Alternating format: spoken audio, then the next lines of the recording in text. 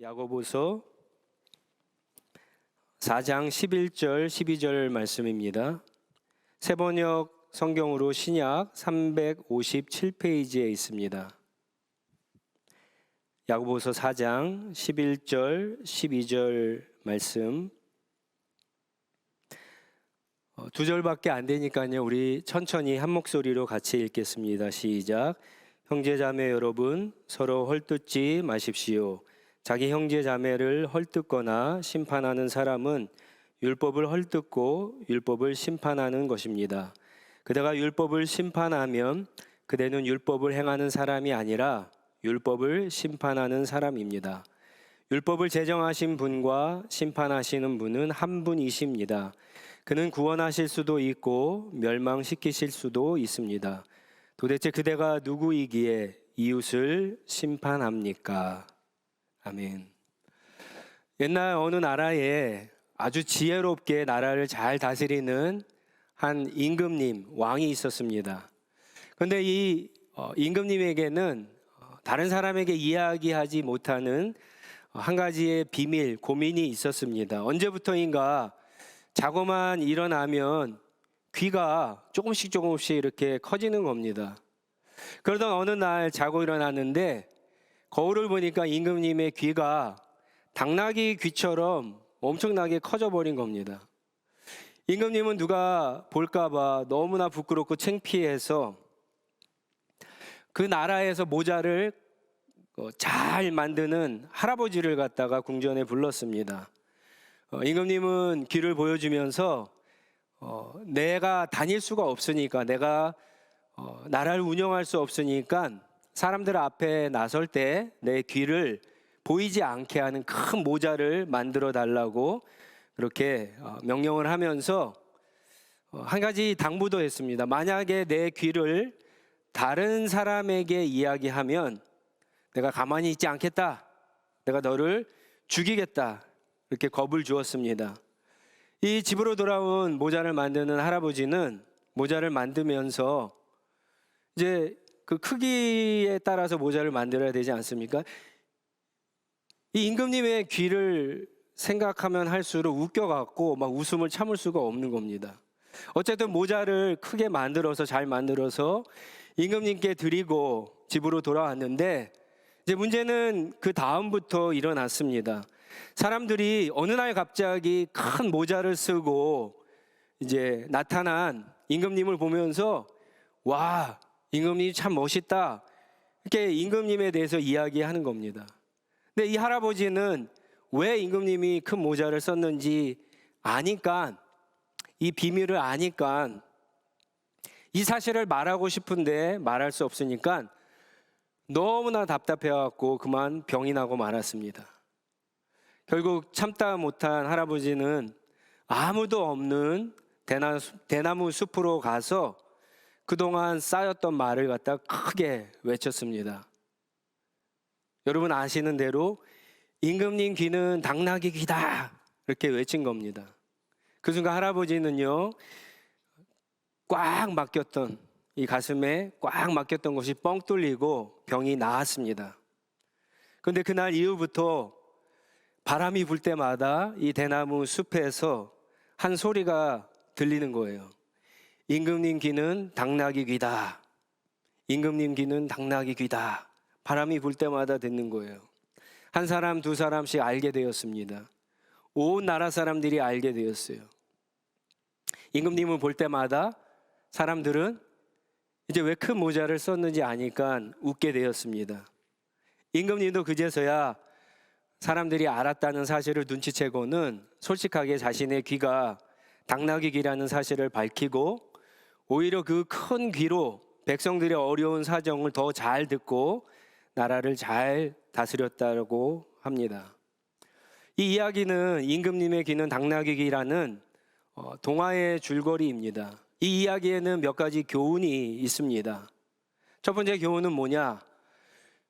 우리 모두는 남의 허물에 대해서 말하는 것을 좋아한다는 거예요. 여러분, 이 모자를 만드는 할아버지를 보시면 얼마나 말하고 싶으면 속병에 걸리겠어요. 근데 이 할아버지뿐만 아니라 모든 사람이 다 그렇습니다. 여러분 장거리 운전할 때 저도 들은 얘기고 여러분 가운데 아시는 분도 있겠지만 장거리 운전할 때 조심해야 될 것이 조는 거잖아요. 졸음 운전이지 않습니까? 아무리 커피를 마셔도 잠을 깨기가 어렵습니다. 그런데 남 뒷담화를 까면, 그렇죠? 잠이 오지 않는 그런 경험을 해보셨을 거예요. 그 정도로 사람들의 뒷이야기를 할 때에는 눈빛이 초롱초롱해지고 정신이 바짝 드는 겁니다. 이 이야기의 또 하나의 교훈은 뭐냐? 이 세상에는 비밀이 없다라고 하는 거예요.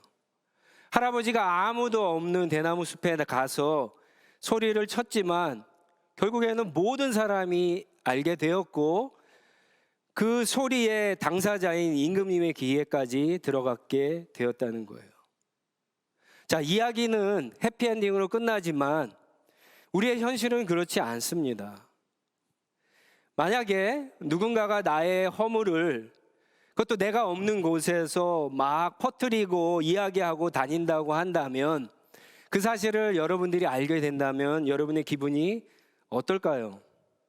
심지어 내가 하지도 않는 행동들을 막 거짓말처럼 만들어서 부풀려서 이야기하고 퍼뜨리고 다니면 여러분 내 기분이 어떨 것 같습니까? 오늘 본문 말씀이 바로 그 얘기를 하고 있습니다. 사실 이런 행동은요, 우리가 지난주에 나누었던 나의 욕심과 연관이 됩니다. 여러분, 어떤 사람이 남을 헐뜯고 비방하고 다니는 원인이 뭘 것 같아요? 시기와 질투가 있어서 그러는 거예요. 그 사람보다 내가 더 낫다라고 하는 교만 때문에 사실은 남을 비방하고 헐뜯고 다니는 겁니다.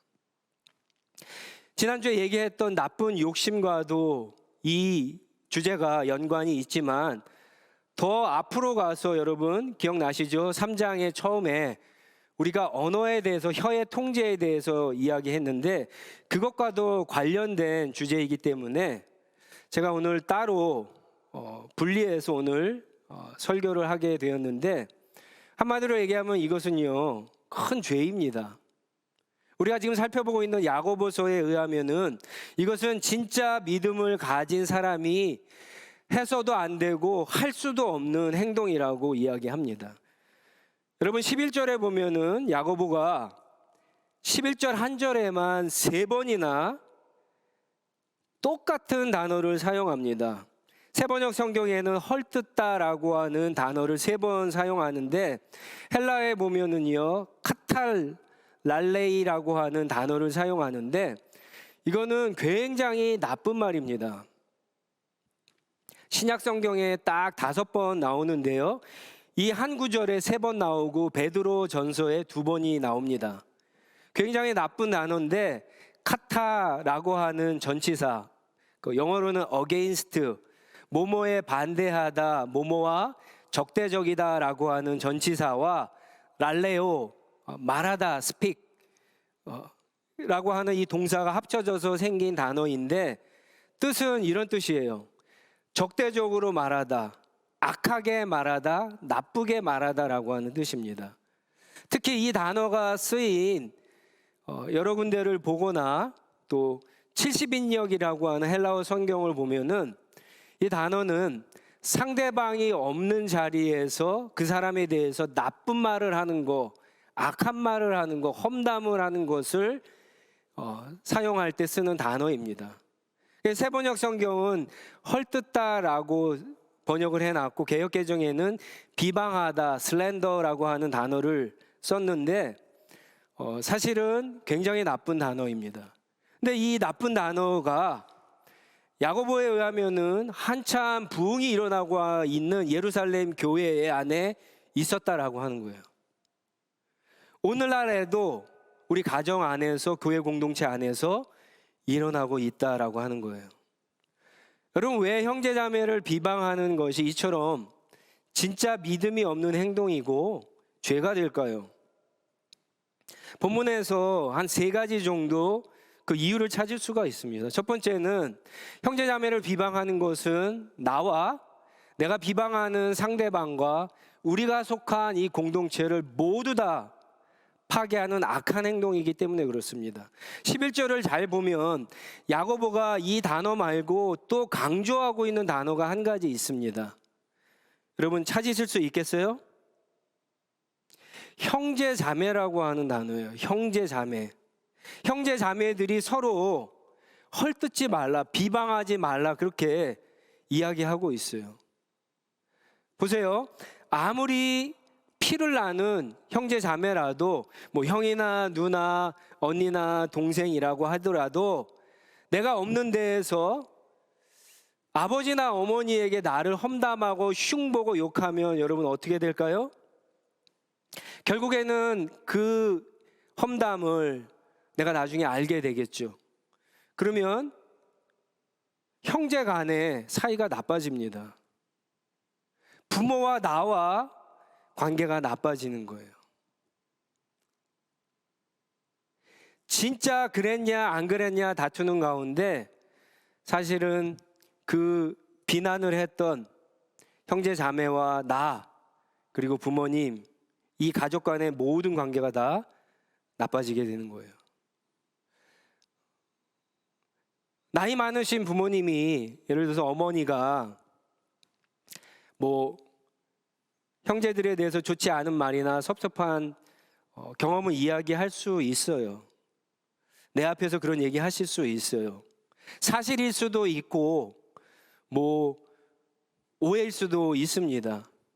근데 여러분 사람은 일단 들으면 처음에는 그것을 아니다라고 부정하지만 계속 듣다 보면 별의별 생각이 내 머릿속에서 다 자라게 돼 있습니다. 진행되게 돼 있습니다. 처음에는 그렇게 생각해요. 형이 정말 나에 대해서 그랬을까? 아니야, 엄마가 오해했을 거야. 그렇게 되죠.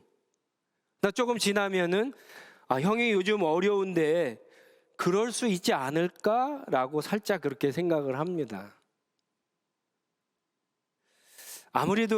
아무리 그래도 그렇지 엄마한테 그런 말을 왜 할까? 그리고 나중에 어떤 생각까지 듭니까? 혹시 엄마도 형한테 내 얘기 하는 거 아니야? 이런 생각까지 드는 거예요. 유대인의 교훈집 탈무드에 보면은 이런 말이 있습니다. 험담은 비방은 살인보다 더 위험하다. 왜냐? 살인은 한 사람씩 죽이지만 험담은 비방은 세 사람을 동시에 죽인다. 험담을 퍼뜨리는 사람을 죽이고 그리고 그것에 반대하지 않고 그 자리에서 듣고 있는 그 사람을 죽이고 그리고 험담의 대상을 또한 죽이기 때문에 그렇다. 그럼 너무나 옳은 말 아닙니까? 그런데 이렇게 비방하는 일, 험담하는 일이 피를 나눈 가족끼리만 일어나는 게 아니라 오늘날 하나님을 믿는 교회 공동체 안에서도 얼마든지 일어날 수 있다는 거예요. 심지어 교회가 부흥하고 있는 가운데에서도 이런 어려움들이 일어날 수 있다는 거예요. 그러니까 당연히 그런 일들이 일어나지 않도록 우리가 조심해야 합니다. 나 스스로를 살피고 조심해야도 하지만 나만 조심한다고 되는 것은 사실 아니거든요. 많은 경우에는 내가 혹은 누군가가 나에게 와서 여러분 다른 사람 이야기할 때가 있잖아요. 다른 사람을 험담하고 비방할 때가 있습니다. 그때 사실은 조심해야 되죠. 어떻게 해야 됩니까? 그 자리를 피하거나 아니면 그 사람에게 그렇게 하지 말라고 말을 해줘야 되는데 사실은 이게 굉장히 쉽지가 않습니다. 왜 쉽지 않습니까? 혹시 내가 그런 얘기를 했을 때 상대방이 너 나랑 같은 편이 아니구나 오해하고 또 괜히 그런 말 한 것 때문에 그 사람과 사이가 나빠질까 봐 사실 우리가 잘 하지 못합니다. 오히려 그 사람 말을 그냥 듣고 있죠. 그런데 그냥 듣는 것은 뭡니까? 침묵은 찬성이에요. 동조잖아요. 그러니까 동조하는 거랑 똑같은 거예요. 그래서 그 사람이 나중에 다른 자리에 가서 아무개도 내 말에 동의했어, 동조했어, 이렇게 말이 점점 퍼져가게 되는 거예요. 근데 그렇게 이야기했을 때 그렇게 하면 안 된다라고 할 수 있는 경우가 있어요. 어떨 때 그러냐? 가족처럼 친하면 그렇게 할 수 있어요. 가족처럼 친하면. 저희 엄마가 저희 어머니가 예를 들어서 형에 대해서 나쁜 얘기를 저한테 해요. 그러면 제가 어머니랑 너무 친하니까 엄마가 오해한 거야. 그렇게 하면 안 돼. 얘기할 수 있잖아요. 얼마든지. 근데 왜 우리가 공동체 안에서 그렇게 얘기하지 못합니까? 가족만큼 친하지 못해서 그런 거예요. 우리 입술로 성경은 우리가 그리스도 안에서 한 가족이다, 한 형제 자매다, 그렇게 이야기하고 있지만 실제로 우리가 신앙생활 하면서는 피를 나눈 가족이 아니면 가족으로 생각하지 않고 그렇게 지낼 때가 많기 때문에 그런 거예요. 공동체 안에 가족이라고 하는 의식이 없기 때문에 이런 비방, 험담, 헐뜯는 이런 말들이 우리 가운데 막 자라도록 우리가 그냥 방치하게 되는 겁니다. 또 한 가지, 그럴 땐 친하게 지내야 되고요. 더 친하게 지내야 되고, 친하게 지내는 것이 그것을 막을 수 있는 방법이고요. 또 한 가지는 예수님을 떠올리는 거죠. 역시 어떤 일이 생길 때마다 우리는 우리를 위해서 십자가에 죽으신 예수님을 묵상해야 되잖아요. 떠올려야 되잖아요. 예수님이 어떠하셨어요? 예수님은 수많은 비방을 당하셨죠. 진짜 거짓말, 험담, 모욕, 말도 할 수 없는 그런 비방을 받으셨어요. 근데 예수님은 넘어지지 않으셨어요. 그리고 십자가 구속사역을 이루셨어요. 혹시 여러분들 가운데 교회나 회사에서 열심히 일하는데 누군가로부터 이런 비방이나 험담을 당하고 있다면 차라리 내가 그만둬야지, 내가 회사를 옮겨야지, 내가 교회에서 일하는 것들을 스톱해야지, 이렇게 생각하시면 안 되고 예수님을 떠올리시고 내가 더 기도해야 되는구나, 여러분 생각하시고 기도하셔야 됩니다. 기도할 때 하나님이 그런 사람들에게 평안을 주시고 인내를 주시고 지혜를 주시고 그 입술에 말할 수 있는 하나님의 은혜를 더 부어주실 줄 믿습니다. 두 번째로 형제자매를 비방하는 것은요, 하나님을 비방하는 겁니다. 여러분 한번 따라해 보시겠어요? 형제자매를 비방하는 것은 하나님을 비방하는 것이다. 11절에 보시면 내 형제자매를 헐뜯고 심판하는 것과 하나님의 율법, 하나님의 말씀을 헐뜯고 심판하는 것이 같은 행동, 같은 죄라고 그렇게 이야기하죠. 여러분 어떻게 이 두 가지가 같을까요?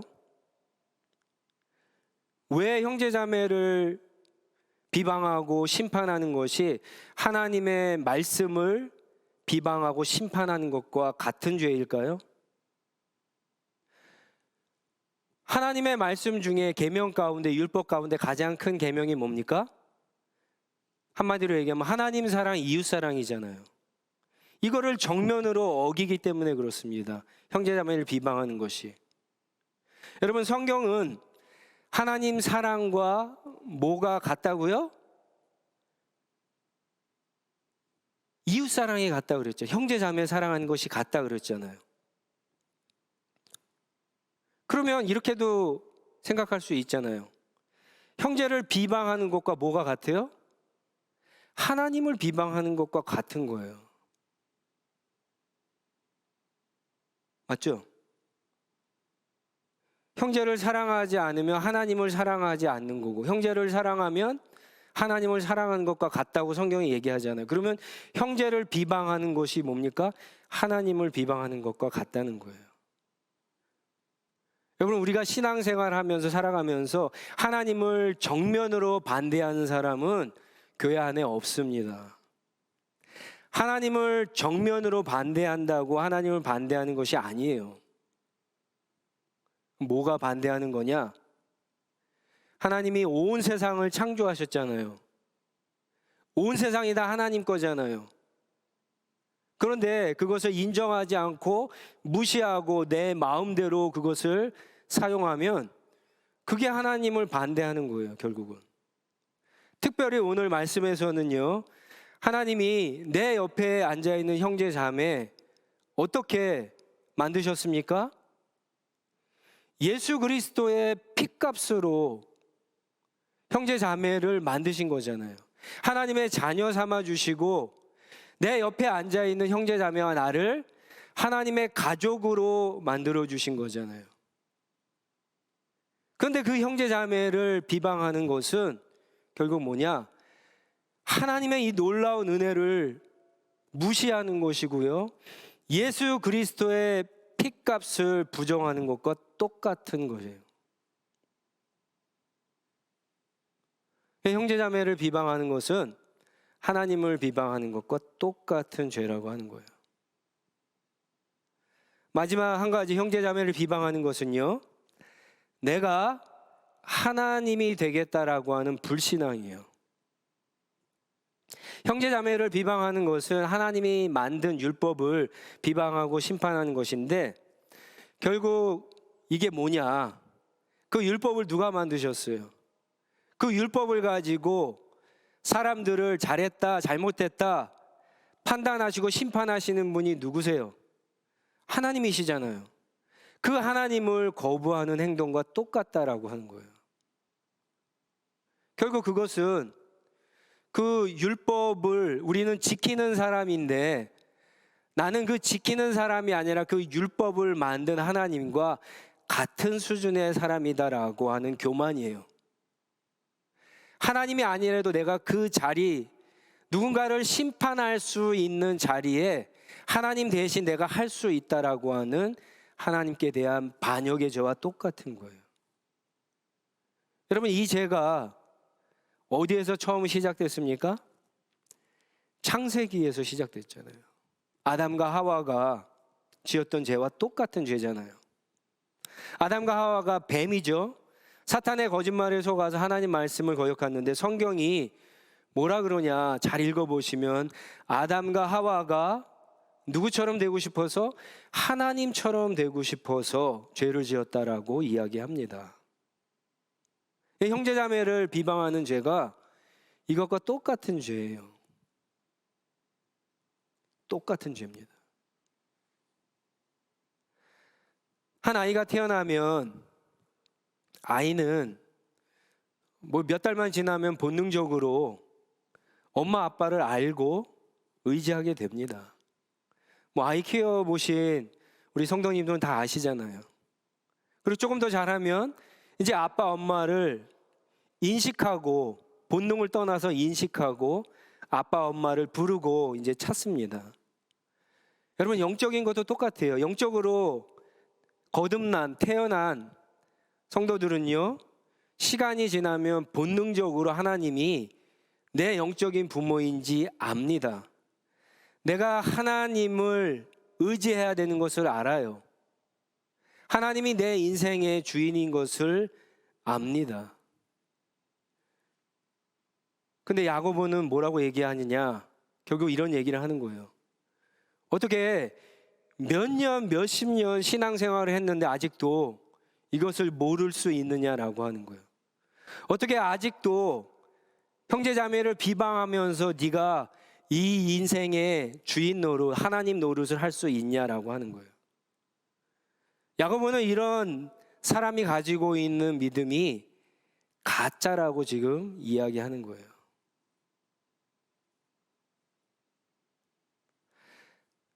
가끔 사회적으로 큰 이슈가 된 그런 사건들에 대해서 그 죄를 저지른 범죄자들에 대해서 굉장히 가벼운 형량을 선고할 때가 있죠. 재판관들이.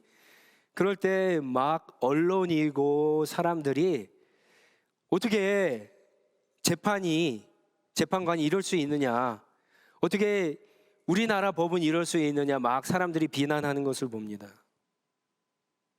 결국 그 얘기는 사람이 만든 법과 그 법을 가지고 어떤 사람이 잘했다 잘못했다를 갖다 판단하는 재판관들 역시 완전하지 않다는 말이지 않습니까?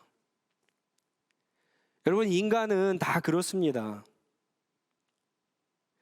인간이 왜 완전하지 않냐? 왜 어떤 것에 대해서 잘했다 잘못했다를 판단하거나 심판할 수 없냐? 완전하지 않기 때문에 그렇죠. 여러분, 우리가 보지 못하는 부분이 얼마나 많아요. 어떤 누군가가 잘못을 하면 그 사람이 왜 잘못을 했는가, 동기가 되게 중요하잖아요. 어떤 형량을 내릴 때 그 동기를 100% 다 이해할 수 있는 인간이 어디 있어요? 없습니다. 그 재판관은 재판을 할 때 굉장히 객관적이어야 되잖아요. 그렇죠? 그런데 세상에 어떤 재판관이 100% 객관적으로 어떤 행동에 대해서 그렇게 심판할 수 있느냐라고 하는 거예요.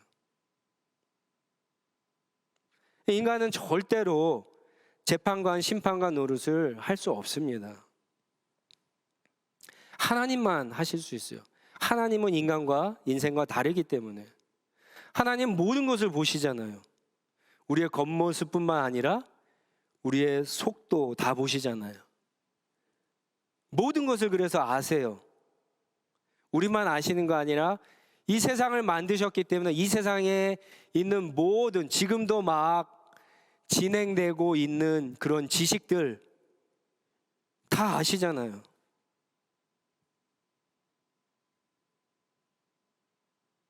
그러니까 하나님은 우리의 행동 하나하나를 가지고 정확하게 재판하시고 심판하실 수 있는 거예요.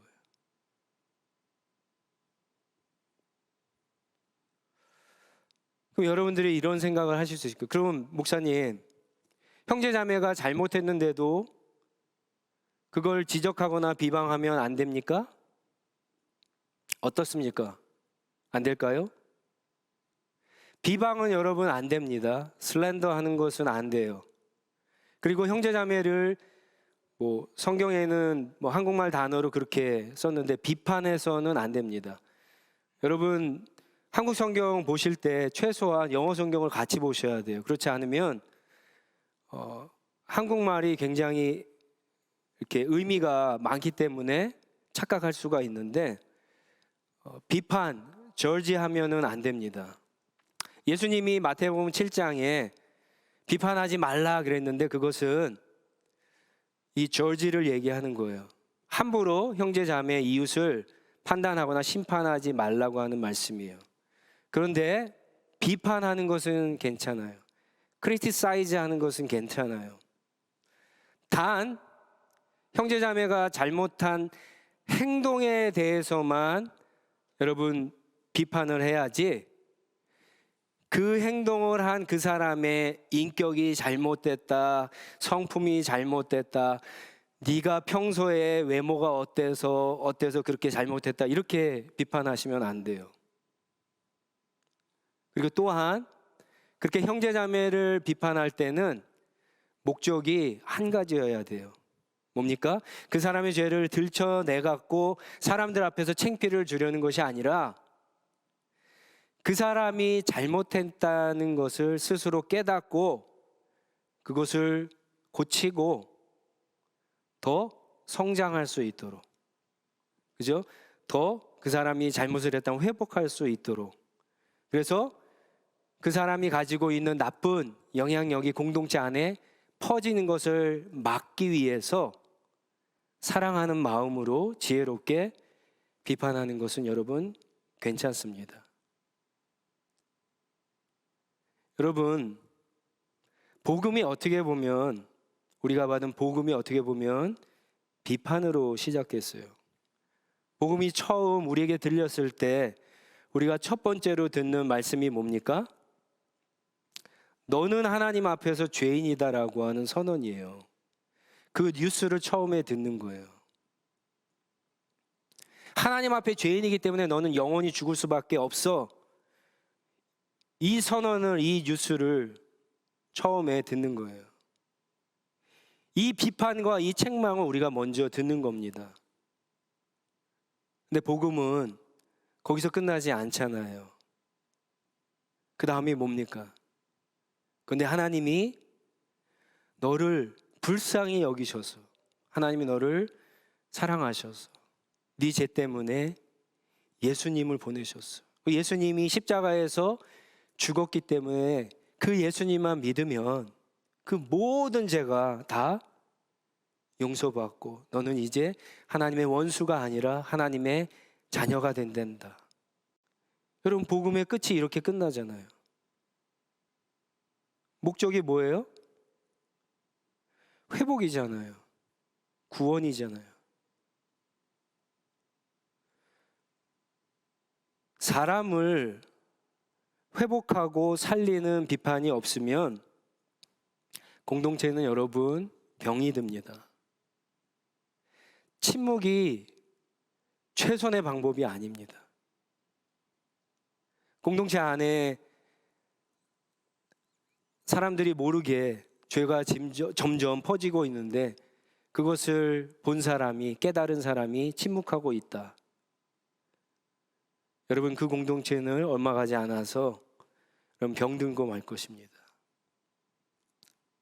오히려 건강한 비판, 사람을 살리는 비판이 그 공동체 안에 있을 때 건강한 공동체가 되는 겁니다. 오늘 우리가 살아가는 이 세상을 한번 보세요. 사람들이 뉴스에서 하는 비판들을 보세요. 서로 짓밟고 상처 주고 죽이는 비난과 비방과 비판이 난무하지 않습니까? 가득하지 않습니까? 그래서 움츠러들고 말도 제대로 못하고 댓글 한번 잘못 달았다가 완전히 사이버 그 상에서 매장당하고 정신적인 병에 걸리고 마음의 고통을 받고 심지어 자살하는 일까지 벌어지지 않습니까?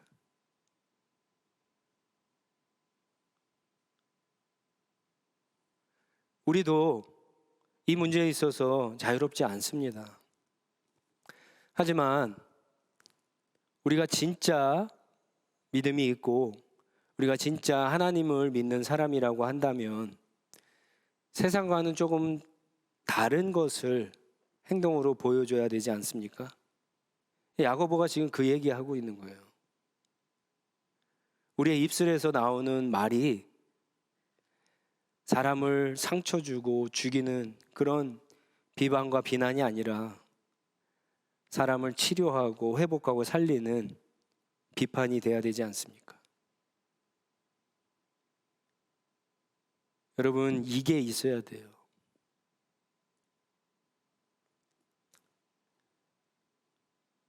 어떻게 우리가 우리 마음을 다스리고 우리의 입술, 혀를 다스려서 나쁜 비판이 아니라 사람을 살리고 회복하는 비판을, 좋은 비판을 할 수 있겠습니까? 없어요. 인간의 힘으로는 못해요. 야고보에서, 아니 성경 전체에서 얘기하는 결론이 그래서 뭡니까? 인간은 할 수 없지만 하나님은 하실 수 있다예요. 내가 여전히 내 인생의 주인이며 할 수 없지만 내 안에 들어오신 성령님으로 충만하고 성령님을 통해서 하나님을 내 인생의 주인으로 삼고 순종하면 그 하나님이 나에게 은혜를 풍성히 주시고 능력을 주시면 우리가 그렇게 예수님을 닮은 삶을 살아갈 뿐만 아니라 그런 사람을 살리는 비판을 할 수 있다라고 하는 거예요. 우리 모두는요, 실수를 안 하고 살면 좋겠는데 그렇게 하나님 앞에 갈 때까지 살 수 있는 사람은 아무도 없습니다. 더 중요한 것은 뭐냐? 실수를 했을 때 그거에 대해서 공동체가 내가 나에게 실수를 한 사람에 대해서 어떻게 반응하느냐라고 하는 거예요. 세상 사람들과 어떻게 다르게 행동하느냐, 이게 중요하지 않습니까? 여러분, 사람을 회복하고 살리는 비판, 좋은 비판을 하실 수 있기를 바랍니다. 우리 공동체가 그런 비판이 많아지고 나쁜 비판은 점점 없어지는 그런 공동체가 되면 좋겠습니다. 우리 한번 이 시간 같이 기도하도록 하겠습니다.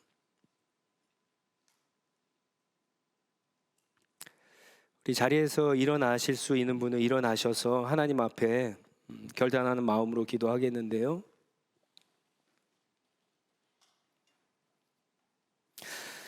혹시 오늘 성경 말씀에서 지적했던 다른 사람들을 향한